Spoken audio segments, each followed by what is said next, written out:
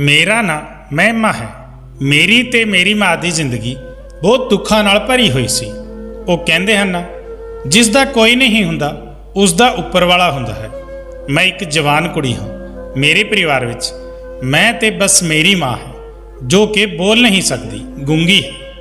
ਉਹ ਸਿਰਫ ਇਸ਼ਾਰਿਆਂ ਨਾਲ ਹੀ ਗੱਲ ਕਰਦੀ ਹੈ ਤੇ ਬਹੁਤ ਹੀ ਜ਼ਿਆਦਾ ਬਿਮਾਰ ਰਹਿੰਦੀ ਹੈ। ਮੈਂ ਆਪਣੀ ਮਾਂ ਨੂੰ ਡਾਕਟਰ ਕੋਲ ਲੈ ਕੇ ਗਈ। ਡਾਕਟਰ ਨੇ ਉਹਨਾਂ ਦੇ ਕੁਝ ਟੈਸਟ ਕਰਵਾਏ। ਰਿਪੋਰਟ ਦੇਖ ਕੇ ਡਾਕਟਰ ਨੇ ਜੋ ਗੱਲ ਮੈਨੂੰ ਦੱਸੀ, ਮੇਰੀ ਤਾਂ ਰੂਹ ਕੰਬ ਗਈ। ਮੈਂ ਹੈਰਾਨੀ ਨਾਲ ਕਦੇ ਡਾਕਟਰ ਦੇ ਚਿਹਰੇ ਵੱਲ ਦੇਖ ਰਹੀ ਸੀ ਤਾਂ ਕਦੇ ਡਾਕਟਰ ਦੇ ਕਮਰੇ ਤੋਂ ਬਾਹਰ ਬੈਠੀ ਆਪਣੀ ਮਾਂ ਵੱਲ, ਜੋ ਕਿ ਆਪਣੇ ਮੂੰਹ ਤੋਂ ਕੁਝ ਬੋਲ ਵੀ ਨਹੀਂ ਸਕਦੀ ਸੀ। ਮੇਰਾ ਦਿਮਾਗ ਇਸ ਗੱਲ ਨੂੰ ਸਵੀਕਾਰ ਨਹੀਂ ਕਰ ਰਿਹਾ ਸੀ ਜੋ ਮੇਰੇ ਕੰਨ ਸੁਣ ਰਹੇ ਸੀ। ਇੱਕ ਐਵੇਂ ਦੀ ਗੱਲ 'ਤੇ ਯਕੀਨ ਕਰਨਾ ਜੋ ਕਿ ਬਿਲਕੁਲ ਬੇਯਕੀਨੀ ਜਿਹੀ ਗੱਲ ਸੀ। ਮੇਰਾ ਸਿਰ ਪੂਰੀ ਤਰ੍ਹਾਂ ਨਾਲ ਚਕਰਾਉਣ ਲੱਗਿਆ। ਮੇਰੇ ਦਿਲ ਦੀ ਵੀ ਬਹੁਤ ਬੁਰੀ ਹਾਲਤ ਸੀ ਤੇ ਮੈਨੂੰ ਉਲਟੀ ਸਿੱਧੀ ਸਾਹ ਆ ਰਹੀ ਸੀ। ਮੇਰੇ ਚਿਹਰੇ ਤੇ ਪਸੀਨਾ ਵਹਿਣ ਲੱਗਿਆ ਸੀ। ਇਹ ਕਿਵੇਂ ਮੁਮਕਿਨ ਸੀ? ਮੈਂ ਆਪਣੇ ਹੱਥ ਨਾਲ ਆਪਣੇ ਚਿਹਰੇ ਤੇ ਆਏ ਹੋਏ ਪਸੀਨੇ ਨੂੰ ਸਾਫ਼ ਕੀਤਾ। ਬੇਫਿਕਰ ਹੋ ਕੇ ਡਾਕਟਰ ਦੇ ਹੱਥ ਵਿੱਚੋਂ ਰਿਪੋਰਟ ਲਈ ਤੇ ਉਹਨਾਂ ਦੇ ਕਮਰੇ ਤੋਂ ਬਾਹਰ ਨਿਕਲ ਕੇ ਮਾਂ ਦਾ ਹੱਥ ਫੜਿਆ ਤੇ ਉਹਨਾਂ ਨੂੰ ਕਲੀਨਿਕ ਤੋਂ ਬਾਹਰ ਲੈ ਆਏ। ਕੁਝ ਦਿਨ ਪਹਿਲਾਂ ਮੇਰੀ ਮਾਂ ਦੀ ਤਬੀਅਤ ਠੀਕ ਨਹੀਂ ਸੀ। ਉਹ ਜੋ ਵੀ ਖਾਂਦੀ ਸੀ ਉਹਨਾਂ ਦਾ ਦਿਲ ਮਚਲਣ ਲੱਗਦਾ ਸੀ। ਮੈਨੂੰ ਲੱਗਿਆ ਕਿ ਉਹਨਾਂ ਦਾ ਹਾਜ਼ਮਾ ਖਰਾਬ ਹੋ ਗਿਆ ਹੈ। ਇਸ ਲਈ ਉਹਨਾਂ ਨੂੰ ਕੋਲ ਦੇ ਹੀ ਇੱਕ ਡਾਕਟਰ ਦੇ ਕੋਲ ਲੈ ਗਏ। ਪਰ ਜੋ ਖਬਰ ਮੈਨੂੰ ਸੁਣਨ ਨੂੰ ਮਿਲੀ, ਉਸ ਨੂੰ ਸੁਣ ਕੇ ਮੇਰੇ ਹੋਸ਼ ਉੱਡ ਗਏ ਸੀ। ਮੈਨੂੰ ਡਾਕਟਰ ਨੇ ਇਕੱਲੇ ਆਪਣੇ ਕਮਰੇ ਵਿੱਚ ਬੁਲਾਇਆ ਸੀ। ਮਾਂ ਬਾਹਰ ਕੁਰਸੀ ਤੇ ਬੈਠੀ ਸੀ। ਮੈਨੂੰ ਬੜੇ ਰਾਜ਼ ਦੇ ਨਾਲ ਉਹਨਾਂ ਨੇ ਇੱਕ ਖਬਰ ਸੁਣਾਈ, ਕਿਉਂਕਿ ਇਸ ਉਮਰ ਵਿੱਚ ਔਰਤਾਂ ਘੱਟ ਹੀ ਗਰਭਵਤੀ ਹੁੰਦੀਆਂ ਹਨ। ਮੈਂ ਮਾਂ ਦਾ ਹੱਥ ਫੜ ਕੇ ਗੁੰਮਸੁੰਮ ਜਿਹੀ ਉਹਨਾਂ ਨੂੰ ਆਪਣੇ ਘਰ ਲੈ ਜਾ ਰਹੀ ਸੀ। ਮੇਰੇ ਦਿਮਾਗ ਵਿੱਚ ਬਸ ਇਹੀ ਚੱਲ ਰਿਹਾ ਸੀ ਕਿ ਆਖਰ ਉਹ ਕੌਣ ਹੋ ਸਕਦਾ ਹੈ? ਇੰਨੀ ਘਟੀਆ ਹਰਕਤ ਕੌਣ ਕਰ ਸਕਦਾ ਸੀ? ਮੇਰੇ ਘਰ ਵਿੱਚ ਬਸ 3 ਹੀ ਮਰਦ ਸੀ, ਮੇਰਾ ਪਤੀ, ਮੇਰਾ ਸਹੁਰਾ ਤੇ ਮੇਰਾ ਇੱਕ ਛੋਟਾ ਦਿਓਰ। ਹੁਣ ਤੱਕ ਤਾਂ ਸਭ ਕੁਝ ਠੀਕ ਹੀ ਚੱਲ ਰਿਹਾ ਸੀ। ਮੇਰੀ ਮਾਂ ਪੂਰਾ ਦਿਨ ਮੇਰੇ ਨਾਲ ਹੀ ਰਹਿੰਦੀ ਸੀ। ਜਦੋਂ ਮੈਂ ਰਸੋਈ ਵਿੱਚ ਕੰਮ ਕਰ ਰਹੀ ਹੁੰਦੀ ਸੀ ਤਾਂ ਉਹ ਰਸੋਈ ਵਿੱਚ ਰੱਖੇ ਟੇਬਲ ਤੇ ਬੈਠ ਜਾਂਦੀ ਸੀ। ਉਹ ਮੇਰੇ ਤੋਂ ਕਦੇ ਵੀ ਅਲੱਗ ਨਹੀਂ ਹੁੰਦੀ ਸੀ। ਉਹਨਾਂ ਦੀ ਤਬੀਅਤ ਦੇ ਚੱਲਦੇ ਮੈਂ ਵੀ ਉਹਨਾਂ ਦਾ ਬਹੁਤ ਧਿਆਨ ਰੱਖਦੀ ਸੀ। ਪੂਰਾ ਦਿਨ ਅਸੀਂ ਮਾਂ ਧੀ ਘਰ ਵਿੱਚ ਇਕੱਲੇ ਹੀ ਰਹਿੰਦੇ ਸੀ। ਨਾ ਤਾਂ ਮੇਰਾ ਪਤੀ ਘਰ ਵਿੱਚ ਹੁੰਦਾ, ਨਾ ਹੀ ਮੇਰਾ ਦਿਓਰ। ਸਹੁਰਾ ਕਦੇ-ਕਦੇ ਘਰ ਵਿੱਚ ਹੁੰਦਾ ਵੀ ਸੀ ਤਾਂ ਬਸ ਉਹ ਤਾਂ ਆਪਣੀ ਦੁਕਾਨ ਤੇ ਜਾ ਕੇ ਬੈਠ ਜਾਇਆ ਕਰਦੇ ਸੀ, ਜਾਂ ਫਿਰ ਕਦੇ-ਕਦੇ ਖਾਲੀ ਸਮੇਂ ਵਿੱਚ ਆਪਣੇ ਦੋਸਤਾਂ ਨਾਲ ਬੈਠ ਕੇ ਗੱਲਾਂ ਕਰਦੇ ਸੀ ਤੇ ਰਾਤ ਨੂੰ ਬਹੁਤ ਦੇਰ ਨਾਲ ਘਰ ਆਉਂਦੇ ਸੀ। ਮੇਰੇ ਪਤੀ ਉਮੇਸ਼ ਦੀ ਮਾਂ ਦੀ ਮੌਤ ਬਹੁਤ ਸਾਲ ਪਹਿਲਾਂ ਹੀ ਹੋ ਚੁੱਕੀ ਸੀ। ਮੇਰੇ ਸਹੁਰੇ ਨੇ ਵਿਆਹ ਨਹੀਂ ਕੀਤਾ ਸੀ। ਦਿਓਰ ਵੀ ਮੇਰੀ ਤੇ ਮੇਰੀ ਮਾਂ ਦੀ ਬਹੁਤ ਇੱਜ਼ਤ ਕਰਦਾ ਸੀ।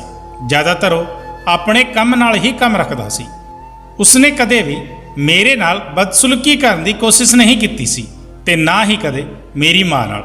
ਬਸ ਉਹ ਮੇਰੀ ਮਾਂ ਕੋਲ ਜਾਂਦਾ ਤੇ ਉਹਨਾਂ ਦਾ ਹਾਲ ਚਾਲ ਪੁੱਛਦਾ ਤੇ ਉਸ ਤੋਂ ਇਲਾਵਾ ਕੋਈ ਗੱਲ ਨਹੀਂ ਕਰਦਾ ਸੀ। ਮੇਰੇ ਪਿਤਾ ਦੀ ਮੌਤ ਨੂੰ 7 ਸਾਲ ਹੋ ਗਏ ਸੀ। ਮੇਰੇ ਰਿਸ਼ਤੇ ਤਾਂ ਬਹੁਤ ਆਉਂਦੇ ਸੀ, ਪਰ ਮੈਂ ਆਪਣੇ ਵਿਆਹ ਦੀ ਇੱਕ ਹੀ ਸ਼ਰਤ ਰੱਖੀ ਸੀ ਕਿ ਮੈਂ ਆਪਣੀ ਮਾਂ ਨੂੰ ਇਕੱਲੇ ਨਹੀਂ ਛੱਡ ਸਕਦੀ। ਮੇਰੀ ਮਾਂ ਗੂੰਗੀ ਸੀ ਤੇ ਬਹੁਤ ਹੀ ਜ਼ਿਆਦਾ ਬੁੜੀ ਹੋ ਗਈ ਸੀ। ਇਸ ਬੁਢਾਪੇ ਵਿੱਚ ਮੇਰੇ ਇਲਾਵਾ ਉਹਨਾਂ ਦਾ ਕੋਈ ਹੋਰ ਸਹਾਰਾ ਵੀ ਨਹੀਂ ਸੀ। ਉਹਨਾਂ ਨੇ ਮੈਨੂੰ ਪਾਲਣ ਵਿੱਚ ਕੋਈ ਕਸਰ ਨਹੀਂ ਛੱਡੀ ਸੀ। ਹੁਣ ਮੈਂ ਵੀ ਚਾਹੁੰਦੀ ਸੀ ਕਿ ਮੈਂ ਆਪਣੀ ਮਾਂ ਦਾ ਸਾਥ ਕਦੇ ਨਹੀਂ ਛੱਡਾਂਗੀ। ਆਖਰ ਮੇਰੀ ਮਾਂ ਦਾ ਮੇਰੇ ਇਲਾਵਾ ਆਪਣਾ ਹੈ ਹੀ ਕੌਣ? ਮੈਂ ਮਾਂ ਦੀ ਦੇਖਭਾਲ ਕਰਦੀ ਸੀ, ਇਸ ਲਈ ਉਹਨਾਂ ਨੂੰ ਇਕੱਲਾ ਨਹੀਂ ਛੱਡ ਸਕਦੀ ਸੀ। ਇਹੀ ਵਜ੍ਹਾ ਸੀ ਕਿ ਮੇਰਾ ਰਿਸ਼ਤਾ ਤੈਅ ਨਹੀਂ ਹੋ ਰਿਹਾ ਸੀ, ਕਿਉਂਕਿ ਜਿਸ ਘਰ ਵਿੱਚ ਪਹਿਲਾਂ ਤੋਂ ਹੀ ਮੁੰਡੇ ਦੀ ਮਾਂ ਮੌਜੂਦ ਹੁੰਦੀ, ਉਹ ਇਹ ਗੱਲ ਕਿਵੇਂ ਬਰਦਾਸ਼ਤ ਕਰ ਸਕਦੀ ਸੀ ਕਿ ਉਸਦੇ ਘਰ ਨੂੰਹ ਦੇ ਨਾਲ ਉਸਦੀ ਮਾਂ ਵੀ ਆ ਕੇ ਰਹਿਣ ਲੱਗੇ। ਇਸ ਲਈ ਜੋ ਲੋਕ ਉਸ ਵਿਆਹ ਲਈ ਰਾਜੀ ਹੋਏ, ਉਹਨਾਂ ਦੇ ਘਰ ਕੋਈ ਔਰਤ ਹੀ ਨਹੀਂ ਸੀ, ਬਸ 3 ਆਦਮੀ ਹੀ ਸੀ। ਇੱਕ ਉਹਨਾਂ ਦੇ ਪਿਤਾ, ਮੇਰਾ ਪਤੀ ਤੇ ਉਹਨਾਂ ਦਾ ਛੋਟਾ ਭਰਾ। ਜਦੋਂ ਮੈਂ ਵਿਦਾ ਹੋ ਕੇ ਆਪਣੇ ਸਹੁਰੇ ਘਰ ਪਹੁੰਚੀ ਤਾਂ ਮੇਰੇ ਪਤੀ ਨੇ ਮੇਰੀ ਮਾਂ ਲਈ ਇੱਕ ਕਮਰਾ ਅਲੱਗ ਤੋਂ ਪਹਿਲਾਂ ਤੋਂ ਹੀ ਤਿਆਰ ਕੀਤਾ ਹੋਇਆ ਸੀ। ਮੇਰਾ ਪਤੀ ਮੇਰੀ ਮਾਂ ਦੀ ਬਹੁਤ ਇੱਜ਼ਤ ਵੀ ਕਰਿਆ ਕਰਦਾ ਸੀ। ਦਿਓਰ ਯੂਨੀਵਰਸਿਟੀ ਵਿੱਚ ਪੜ੍ਹਦਾ ਸੀ, ਜ਼ਿਆਦਾਤਰ ਉੱਥੇ ਹੀ ਰਹਿੰਦਾ ਸੀ, ਘਰ ਘੱਟ ਹੀ ਆਉਂਦਾ ਸੀ। ਬਾਹਰ ਤੋਂ ਤਾਂ ਇੱਦਾਂ ਦਾ ਕੁਝ ਨਜ਼ਰ ਨਹੀਂ ਆ ਰਿਹਾ ਸੀ ਕਿ ਉਹਨਾਂ ਲੋਕਾਂ 'ਤੇ ਮੈਂ ਸ਼ੱਕ ਕਰਦੀ, ਪਰ ਜੋ ਰਿਪੋਰਟ ਉਸ ਸਮੇਂ ਮੇਰੇ ਹੱਥ ਵਿੱਚ ਸੀ ਉਹ ਮੈਨੂੰ ਕੁਝ ਹੋਰ ਹੀ ਸਮਝਾ ਰਹੀ ਸੀ। ਨਾ ਚਾਹੁੰਦੇ ਹੋਏ ਵੀ ਮੇਰੀ ਸੋਚ ਆਪਣੇ ਘਰ ਵਿੱਚ ਮੌਜੂਦ ਆਦਮੀਆਂ ਵੱਲ ਜਾਣ ਲੱਗੀ। ਮੈਂ ਇੱਕ ਬਹੁਤ ਵੱਡੀ ਮੁਸੀਬਤ ਵਿੱਚ ਫਸ ਚੁੱਕੀ ਸੀ। ਬੇਸ਼ੱਕ ਮੇਰਾ ਪਤੀ ਬਹੁਤ ਚੰਗਾ ਸੀ, ਮੇਰੀ ਮਾਂ ਦਾ ਖਿਆਲ ਵੀ ਬਹੁਤ ਰੱਖਦਾ ਸੀ। ਮੇਰੀ ਮਾਂ ਨਾਲ ਜੋ ਹੋਇਆ ਸੀ, ਜੇ ਇਹ ਗੱਲ ਮੈਂ ਆਪਣੇ ਸਹੁਰੇ ਘਰ ਵਾਲਿਆਂ ਨੂੰ ਪੁੱਛਦੀ ਤਾਂ ਯਕੀਨਨ ਉਹ ਮਾਂ ਦੇ ਨਾਲ ਮੈਨੂੰ ਵੀ ਘਰ ਤੋਂ ਕੱਢ ਦਿੰਦੇ। ਮੈਂ ਬਹੁਤ ਪਰੇਸ਼ਾਨ ਸੀ। ਜਦੋਂ ਘਰ ਪਹੁੰਚੀ ਤਾਂ ਮੈਂ ਮਾਂ ਨੂੰ ਵੀ ਕੁਝ ਨਹੀਂ ਦੱਸਿਆ। ਉਹਨਾਂ ਨੂੰ ਜਿਵੇਂ ਹੀ ਇਹ ਖਬਰ ਸੁਣਾਉਂਦੀ, ਉਹਨਾਂ ਦਾ ਤਾਂ ਸ਼ਾਇਦ ਇਹ ਸੁਣ ਕੇ ਬਲੱਡ ਪ੍ਰੈਸ਼ਰ ਹੀ ਵੱਧ ਜਾਂਦਾ। ਉਹ ਪਹਿਲਾਂ ਹੀ ਬਲੱਡ ਪ੍ਰੈਸ਼ਰ ਦੀ ਮਰੀਜ਼ ਸੀ। ਮੇਰਾ ਦਿਮਾਗ ਬਿਲਕੁਲ ਵੀ ਕੰਮ ਕਰਨਾ ਬੰਦ ਕਰ ਚੁੱਕਿਆ ਸੀ। ਕਿਸ ਤੇ ਸ਼ੱਕ ਕਰਦੀ? ਕੌਣ ਸੀ ਜੋ ਇੰਨੀ ਘਟੀਆ ਹਰਕਤ ਕਰ ਰਿਹਾ ਸੀ? ਘਰ ਪਹੁੰਚ ਕੇ ਸਿਰ ਦਰਦ ਦੇ ਨਾਲ ਆਪਣੀ ਮਾਂ ਦੇ ਕਮਰੇ ਵਿੱਚ ਹੀ ਉਹਨਾਂ ਦੇ ਨਾਲ ਬੈਠ ਗਈ। ਮਾਂ ਮੈਨੂੰ ਇਸ਼ਾਰਾ ਕਰਨ ਲੱਗੀ। ਮੈਂ ਪੁੱਛਿਆ, ਕੀ ਹੋਇਆ ਮਾਂ? ਕੀ ਕਹਿਣਾ ਚਾਹੁੰਦੀ ਹੈ ਤੂੰ? ਉਹ ਮੈਨੂੰ ਕਹਿਣਾ ਚਾਹ ਰਹੀ ਸੀ, ਤੂੰ ਕਿਉਂ ਚੁੱਪ ਹੈ? ਕੀ ਹੋਇਆ? ਡਾਕਟਰ ਨੇ ਕੀ ਕਿਹਾ? ਕਿਉਂਕਿ ਮੈਂ ਬਹੁਤ ਹੀ ਜ਼ਿਆਦਾ ਬੋਲਣ ਵਾਲੀ ਕੁੜੀ ਸੀ, ਹਰ ਸਮੇਂ ਗੱਲਾਂ ਕਰਦੀ ਰਹਿੰਦੀ ਸੀ। ਪਰ ਅੱਜ ਤਾਂ ਮੇਰੀ ਆਵਾਜ਼ ਹੀ ਬੰਦ ਹੋ ਚੁੱਕੀ ਸੀ। ਮੈਂ ਮਾਂ ਨੂੰ ਕਿਹਾ, ਨਹੀਂ ਮਾਂ, ਕੋਈ ਗੱਲ ਨਹੀਂ ਹੈ। ਡਾਕਟਰ ਨੇ ਤੁਹਾਨੂੰ ਦਵਾਈ ਦੇ ਦਿੱਤੀ ਹੈ, ਤੁਸੀਂ ਠੀਕ ਹੋ ਜਾਓਗੇ। ਮਾਂ, ਤੁਸੀਂ ਆਰਾਮ ਕਰ ਲਓ। ਇਹ ਕਹਿ ਕੇ ਮੈਂ ਮਾਂ ਨੂੰ ਉਹਨਾਂ ਦੇ ਬੈੱਡ ਤੇ ਲਿਟਾ ਦਿੱਤਾ ਤੇ ਖੁਦ ਰਸੋਈ ਵਿੱਚ ਆ ਗਈ। ਖਾਣਾ ਤਿਆਰ ਕਰਦੇ ਹੋਏ ਵੀ ਮੇਰਾ ਦਿਮਾਗ ਲਗਾਤਾਰ ਆਪਣੀ ਮਾਂ ਵੱਲ ਹੀ ਸੀ। ਉਹ ਬੋਲ ਤਾਂ ਨਹੀਂ ਸਕਦੀ ਸੀ, ਪਰ ਸਮਝਦੀ ਤਾਂ ਸਾਰਾ ਕੁਝ ਸੀ। ਉਹਨਾਂ ਨੂੰ ਮਹਿਸੂਸ ਵੀ ਸਾਰਾ ਕੁਝ ਹੁੰਦਾ ਸੀ ਕਿ ਆਖਰ ਕੌਣ ਉਹਨਾਂ ਕੋਲ ਆਉਂਦਾ ਹੈ। ਕੌਣ ਹੋ ਸਕਦਾ ਹੈ? ਮੇਰਾ ਸਹੁਰਾ ਜਾਂ ਫਿਰ ਮੇਰਾ ਦਿਓ? ਮੇਰੇ ਦਿਮਾਗ ਦੀਆਂ ਨਸਾਂ ਖਿੱਚਣ ਲੱਗੀਆਂ।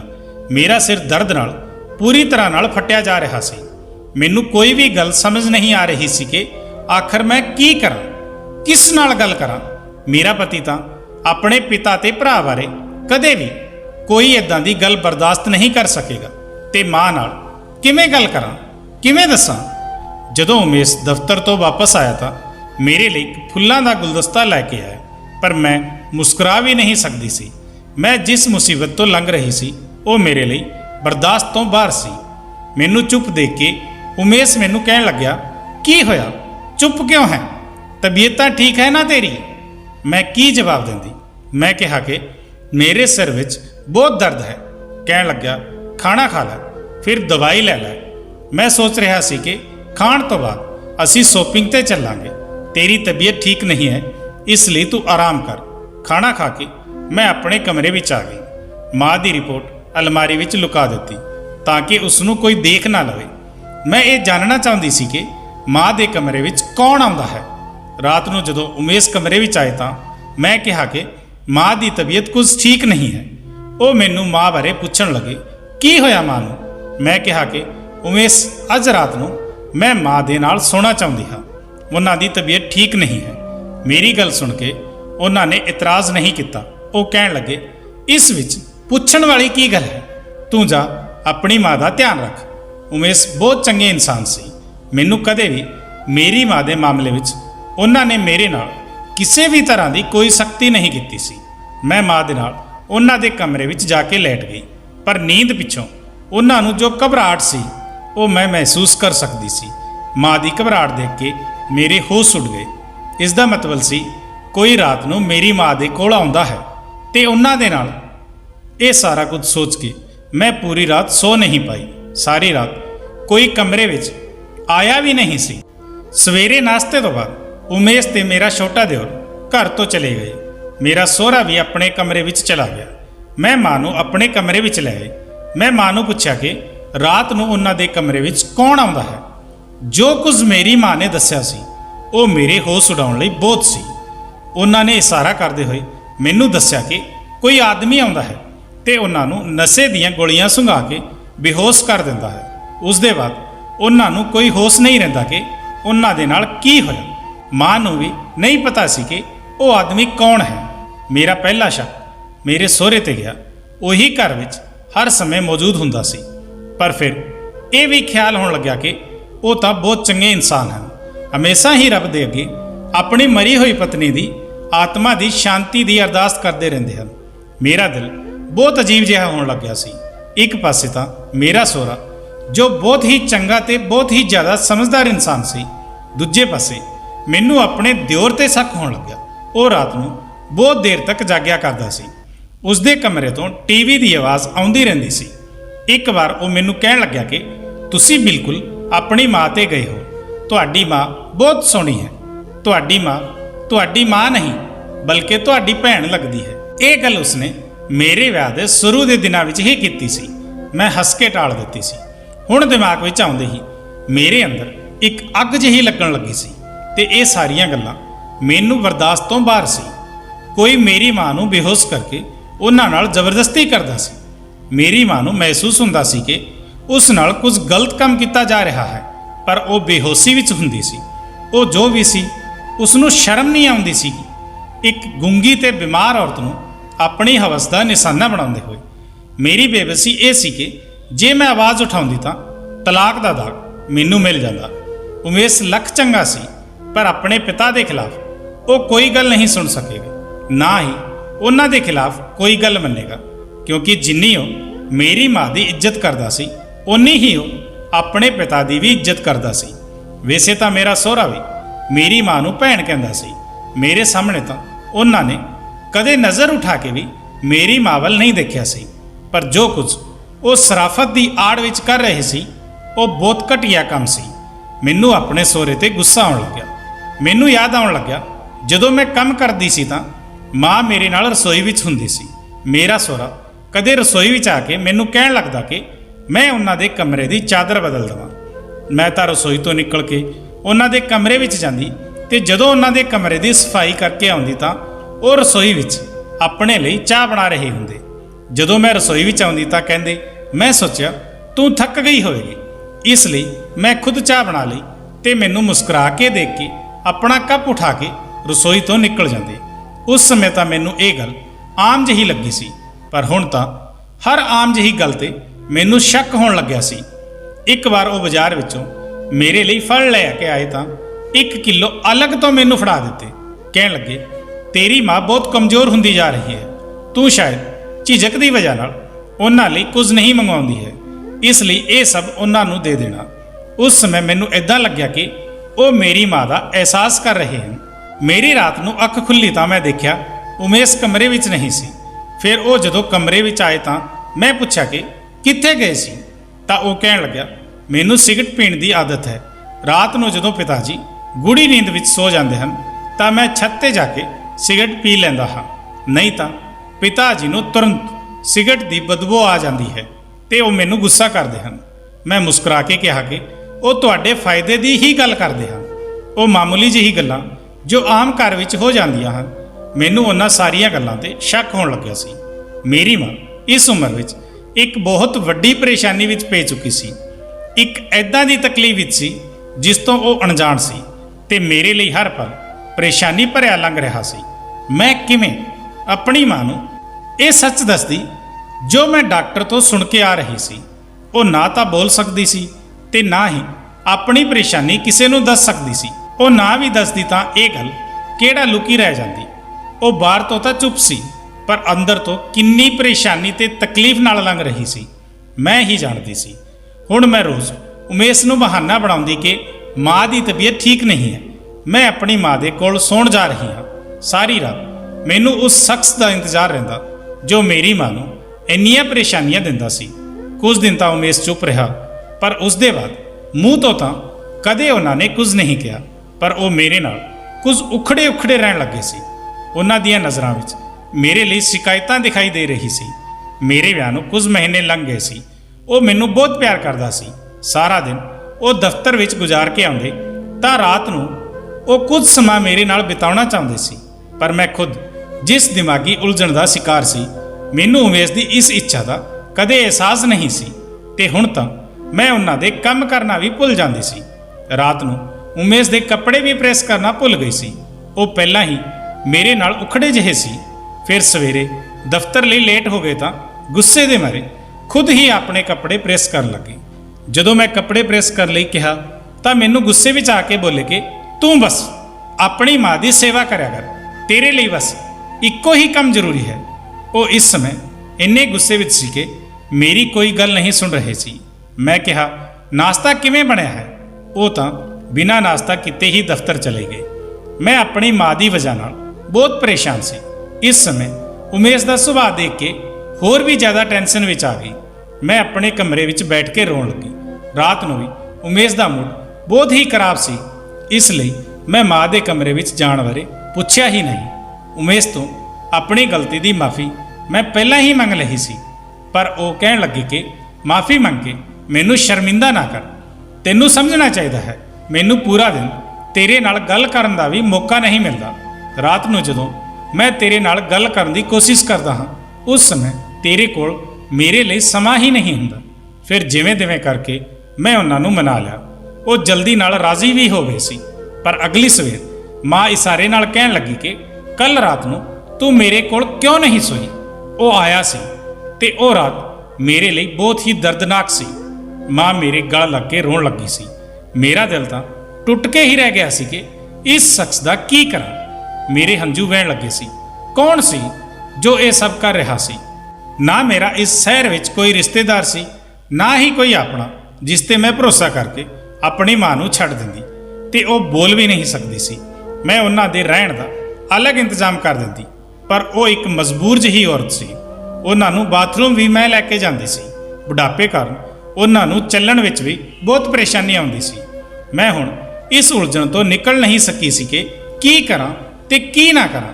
ਇੱਕ ਵਾਰ ਮੈਨੂੰ ਮਾਂ ਦੇ ਕਮਰੇ ਤੋਂ ਕੁਝ ਅਜੀਬ ਜਿਹੀਆਂ ਆਵਾਜ਼ਾਂ ਆਉਣ ਲੱਗੀਆਂ, ਜਿਵੇਂ ਕੋਈ ਸਮਾਨ ਟੁੱਟ ਰਿਹਾ ਹੋਵੇ। ਮੈਂ ਘਬਰਾ ਕੇ ਉੱਠੀ। ਮੈਂ ਦੇਖਿਆ ਤਾਂ ਉਮੇਸ਼ ਵੀ ਕਮਰੇ ਵਿੱਚ ਮੌਜੂਦ ਸੀ।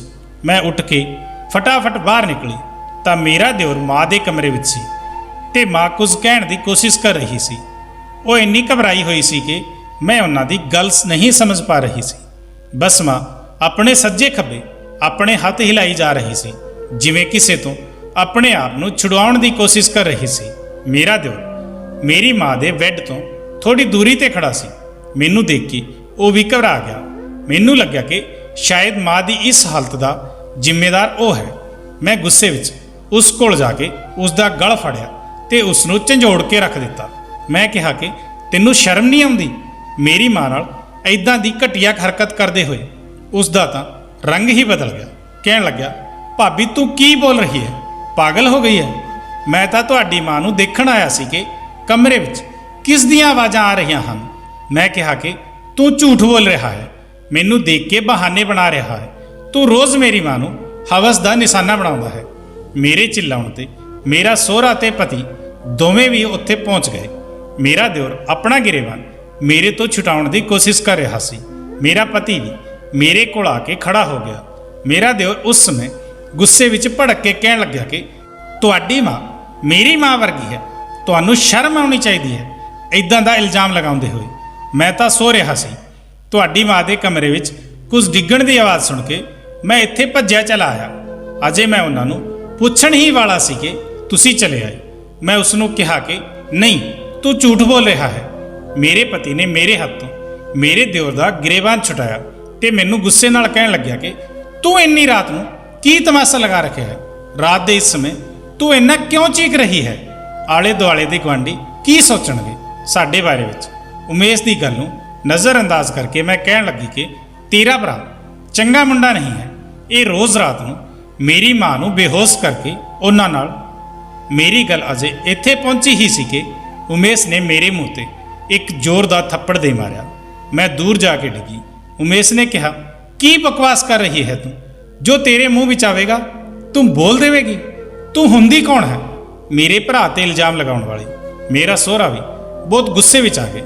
ਕਹਿਣ ਲੱਗਿਆ ਕਿ ਇੱਕ ਤਾਂ ਸੀ ਇਸ ਦੀ ਮਾਂ ਨੂੰ ਬੇਸਹਾਰਾ ਸਮਝ ਕੇ, ਭੈਣ ਸਮਝ ਕੇ ਆਪਣੇ ਘਰ ਵਿੱਚ ਰੱਖਿਆ ਹੈ, ਤੇ ਇਹ ਅਹਿਸਾਨ ਫਰਾਮੋਸ਼ ਮੇਰੇ ਹੀ ਮੁੰਡੇ ਤੇ ਇਲਜ਼ਾਮ ਲਗਾ ਰਹੀ ਹੈ। ਆਖਰ ਉਹੀ ਹੋਇਆ ਜਿਸ ਦਾ ਮੈਨੂੰ ਡਰ ਸੀ। ਮੇਰਾ ਘਰ ਟੁੱਟ ਰਿਹਾ ਸੀ। ਮੈਨੂੰ ਉਮੇਸ਼ ਨੇ ਕਿਹਾ ਕਿ ਮੇਰੀ ਮਾਂ ਹੁਣ ਇਸ ਘਰ ਵਿੱਚ ਨਹੀਂ ਰਹਿ ਸਕਦੀ। ਮੈਂ ਉਹਨਾਂ ਦਾ ਕਿਤੇ ਹੋਰ ਇੰਤਜ਼ਾਮ ਕਰ ਲਵਾਂ। ਮੈਂ ਪਹਿਲਾਂ ਹੀ ਇਹਨਾਂ ਗੱਲਾਂ ਨਾਲ ਬਹੁਤ ਪਰੇਸ਼ਾਨ ਹੋ ਗਈ ਸੀ। ਆਪਣੀ ਮਾਂ ਨੂੰ ਲੈ ਕੇ ਕਿੱਥੇ ਜਾਂਦੀ? ਆਪਣਾ ਘਰ ਮੈਂ ਵਿਆਹ ਤੋਂ ਪਹਿਲਾਂ ਹੀ ਕਿਰਾਏ ਤੇ ਦੇ ਦਿੱਤਾ ਸੀ। ਇੰਨਾ ਜਲਦੀ ਤਾਂ ਉਹ ਵੀ ਖਾਲੀ ਨਹੀਂ ਹੋ ਸਕਦਾ ਸੀ। ਮੈਂ ਇਸ ਕਦਰ ਪਰੇਸ਼ਾਨ ਹੋ ਗਈ ਕਿ ਚੱਕਰ ਖਾ ਕੇ ਡਿੱਗ ਪਈ। ਜਦੋਂ ਮੈਨੂੰ ਹੋਸ਼ ਆਇਆ ਤਾਂ ਉਮੇਸ਼ ਮੇਰੇ ਕੋਲ ਹੀ ਖੜਾ ਸੀ। ਉਹ ਬਹੁਤ ਹੀ ਗੁੱਸੇ ਵਿੱਚ ਨਜ਼ਰ ਆ ਰਿਹਾ ਸੀ। ਮੈਨੂੰ ਗਲੂਕੋਜ਼ ਲੱਗੀ ਹੋਈ ਸੀ। ਡਾਕਟਰ ਉਮੇਸ਼ ਨੂੰ ਮੇਰਾ ਧਿਆਨ ਰੱਖਣ ਦੀ ਗੱਲ ਕਹਿ ਰਿਹਾ ਸੀ। ਉਹ ਬਿਲਕੁਲ ਚੁੱਪ ਸੀ। ਮੇਰੀ ਗਲੂਕੋਜ਼ ਦੀ ਬੋਤਲ ਖਤਮ ਹੁੰਦੀ ਉਹ ਮੈਨੂੰ ਘਰ ਲੈ ਆਏ, ਮੈਨੂੰ ਕਮਰੇ ਵਿੱਚ ਲਿਜਾ ਕੇ ਬਿਠਾ ਦਿੱਤਾ। ਖੁਦ ਵੀ ਮੇਰੇ ਸਾਹਮਣੇ ਬੈਠ ਕੇ ਕਹਿਣ ਲੱਗੇ ਕਿ ਜੋ ਘਟੀਆ ਇਲਜ਼ਾਮ ਤੂੰ ਮੇਰੇ ਭਰਾ ਤੇ ਲਗਾਇਆ ਹੈ, ਜੇ ਤੂੰ ਆਪਣੀ ਮਾਂ ਦਾ ਇੰਤਜ਼ਾਮ ਨਹੀਂ ਕਰਦੀ ਤਾਂ ਮੈਂ ਤੈਨੂੰ ਅੱਜ ਰਾਤ ਨੂੰ ਹੀ ਤਲਾਕ ਦੇ ਕੇ ਤੈਨੂੰ ਘਰ ਤੋਂ ਕੱਢ ਦਿੰਦਾ। ਪਰ ਤੂੰ ਬੇਹੋਸ਼ ਹੋ ਕੇ ਡਿੱਗ ਪਈ ਸੀ। ਪਰ ਜੋ ਖਬਰ ਮੈਨੂੰ ਤੇਰੇ ਹਸਪਤਾਲ ਵਿੱਚ ਲੈ ਜਾਣ ਤੋਂ ਬਾਅਦ ਡਾਕਟਰ ਤੋਂ ਸੁਣਨ ਨੂੰ ਮਿਲੀ, ਉਸ ਦੇ ਮੁਤਾਬਕ ਮੈਂ ਤੈਨੂੰ ਹੁਣ ਕਦੇ ਵੀ ਨਹੀਂ ਛੱਡ ਸਕਦਾ। ਤੂੰ ਮੇਰੇ ਬੱਚੇ ਦੀ ਮਾਂ ਬਣਨ ਵਾਲੀ ਹੈ। ਮੈਂ ਉਹਨਾਂ ਦੀ ਗੱਲ ਸੁਣ ਕੇ ਸੋਚ ਵਿੱਚ ਪੈ ਗਈ। ਇਹ ਸਭ ਸੁਣ ਕੇ ਖੁਸ਼ੀ ਵੀ ਬਹੁਤ ਹੋਈ ਕਿ ਮੈਂ ਬੱਚੇ ਦੀ ਮਾਂ ਬਣਨ ਵਾਲੀ ਹਾਂ। ਇਹ ਮੇਰੇ ਲਈ ਬਹੁਤ ਵੱਡੀ ਖੁਸ਼ਖਬਰੀ ਸੀ। ਪਰ ਜਿਨ੍ਹਾਂ ਹਾਲਾਤਾਂ ਤੋਂ ਮੈਨੂੰ ਲੰਘਣਾ ਪੈ ਰਿਹਾ ਸੀ, ਮੈਨੂੰ ਸਮਝ ਨਹੀਂ ਆ ਰਿਹਾ ਸੀ ਕਿ ਮੈਨੂੰ ਖੁਸ਼ ਹੋਣਾ ਚਾਹੀਦਾ ਹੈ ਜਾਂ ਫਿਰ ਆਪਣੀ ਕਿਸਮਤ ਤੇ ਰੋਣਾ ਚਾਹੀਦਾ ਹੈ। ਮੇਰੇ ਹੰਝੂ ਵਹਿਣ ਲੱਗੇ। ਮੈਂ ਆਪਣੀ ਤਕਲੀਫ ਦੇ ਹੱਥੋਂ ਥੱਕ ਚੁੱਕੀ ਸੀ। ਉਮੇਸ਼ ਦੀ ਗੱਲ ਹੁਣ ਵੀ ਜਾਰੀ ਸੀ। ਉਹ ਕਹਿਣ ਲੱਗਿਆ, ਦੇਖ ਮਹਿਮਾ, ਮੈਂ ਤੈਨੂੰ ਬਹੁਤ ਪਿਆਰ ਕਰਦਾ ਹਾਂ, ਤੇਰੀ ਮਾਂ ਦੀ ਬਹੁਤ ਇੱਜ਼ਤ ਕਰਦਾ ਹਾਂ। ਮੇਰੇ ਪਿਤਾ ਨੇ ਸਾਨੂੰ ਔਰਤਾਂ ਦੀ ਇੱਜ਼ਤ ਕਰਨਾ ਸਿਖਾਇਆ ਹੈ। ਗੁਆਂਢ ਵਿੱਚ ਕਦੇ ਸਾਡੀ ਐਵੇਂ ਦੀ ਕੋਈ ਗੱਲ ਸੁਣਨ ਨੂੰ ਨਹੀਂ ਮਿਲੀ।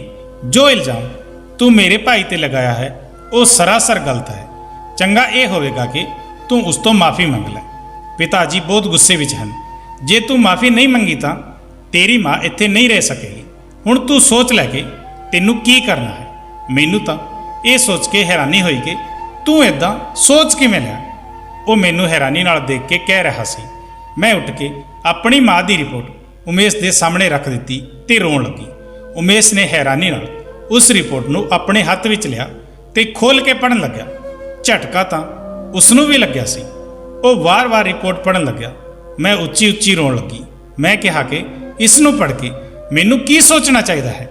ਉਮੇਸ਼ ਮੇਰੀ ਮਾਂ ਬਹੁਤ ਮਹੀਨਿਆਂ ਤੋਂ ਇੱਥੇ ਮੇਰੇ ਨਾਲ ਇਸ ਘਰ ਵਿੱਚ ਰਹਿ ਰਹੀ ਹੈ ਤੇ ਕੋਈ ਸ਼ਖਸ ਉਹਨਾਂ ਨੂੰ ਨਸ਼ੇ ਦੀਆਂ ਗੋਲੀਆਂ ਸੁੰਘਾ ਕੇ ਨੀਂਦ ਵਿੱਚ ਬੇਹੋਸ਼ ਕਰ ਦਿੰਦਾ ਹੈ। ਉਮੇਸ਼ ਉਹ ਬੋਲ ਨਹੀਂ ਸਕਦੀ ਤੇ ਨਾ ਹੀ ਉਸ ਇਨਸਾਨ ਨੂੰ ਪਛਾਣ ਸਕਦੀ ਹੈ। ਜਿਸ ਸਮੇਂ ਉਹ ਸ਼ਖਸ ਉਹਨਾਂ ਦੇ ਕੋਲ ਹੁੰਦਾ ਹੈ, ਉਸ ਸਮੇਂ ਉਹ ਬੇਹੋਸ਼ ਹੁੰਦੀ ਹੈ। ਹੋਸ਼ ਵਿੱਚ ਆਉਣ ਤੋਂ ਬਾਅਦ ਉਹਨਾਂ ਨੂੰ ਇਦਾਂ ਲੱਗਦਾ ਹੈ ਕਿ ਉਹਨਾਂ ਦੇ ਨਾਲ ਕੁਝ ਹੋਇਆ ਹੈ। ਮੈਂ ਕਿਸ ਤੇ ਸ਼ੱਕ ਕਰਾਂ।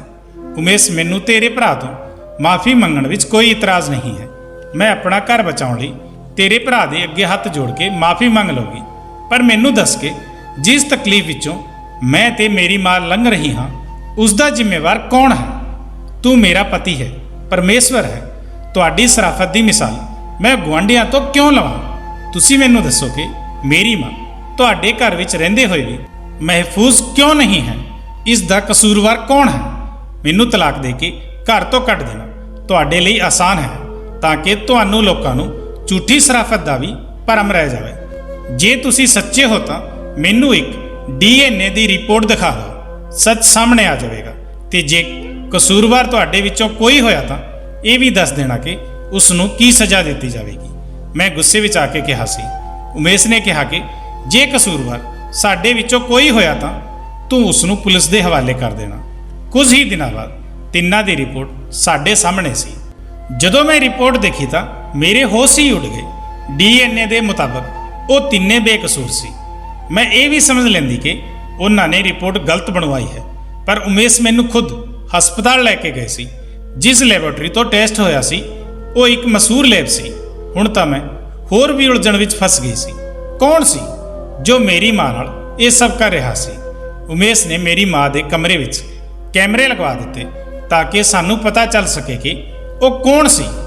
ਜਿਵੇਂ ਹੀ ਉਹ ਸ਼ਖਸ ਮੇਰੀ ਮਾਂ ਦੇ ਕਮਰੇ ਵਿੱਚ ਦਾਖਲ ਹੋਇਆ, ਉਮੇਸ਼ ਮੇਰੀ ਮਾਂ ਦੇ ਕਮਰੇ ਵਿੱਚ ਚਲੇ ਗਏ ਤੇ ਉਸ ਨੂੰ ਫੜ ਲਿਆ। ਉਸਨੇ ਆਪਣਾ ਮੂੰਹ ਢੱਕਿਆ ਹੋਇਆ ਸੀ, ਪਰ ਜਦੋਂ ਉਮੇਸ਼ ਨੇ ਉਸ ਦਾ ਨਕਾਬ ਉਤਾਰਿਆ ਤਾਂ ਹੈਰਾਨ ਰਹਿ ਗਿਆ। ਉਹ ਤਾਂ ਸਾਡੀ ਗਲੀ ਦਾ ਹੀ ਇੱਕ ਭਿਖਾਰੀ ਸੀ। ਮਾਂ ਦੇ ਕਮਰੇ ਦੀ ਖਿੜਕੀ ਪਿਛਲੇ ਪਾਸੇ ਤੋਂ ਖੁੱਲਦੀ ਸੀ। ਉੱਥੇ ਇੱਕ ਗਲੀ ਸੀ। ਉਹ ਭਿਖਾਰੀ ਉਸ ਖਿੜਕੀ ਤੋਂ ਅੰਦਰ ਆਉਂਦਾ ਸੀ ਤੇ ਮੇਰੀ ਮਾਂ ਨੂੰ ਨਸ਼ੇ ਦੀ ਦਵਾਈ ਸੁੰਘਾ ਕੇ ਉਹਨਾਂ ਨਾਲ ਗਲਤ ਕੰਮ ਕਰਦਾ ਸੀ। ਉਸਨੇ ਆਪਣਾ ਜ਼ੁਲਮ ਕਬੂਲ ਕਰ ਲਿਆ। ਉਮੇਸ਼ ਨੇ ਉਸ ਨੂੰ ਪੁਲਿਸ ਦੇ ਹਵਾਲੇ ਕਰ ਦਿੱਤਾ। ਮੈਂ ਸਭ ਤੋਂ ਹੱਥ ਜੋੜ ਕੇ ਮਾਫੀ ਮੰਗੀ।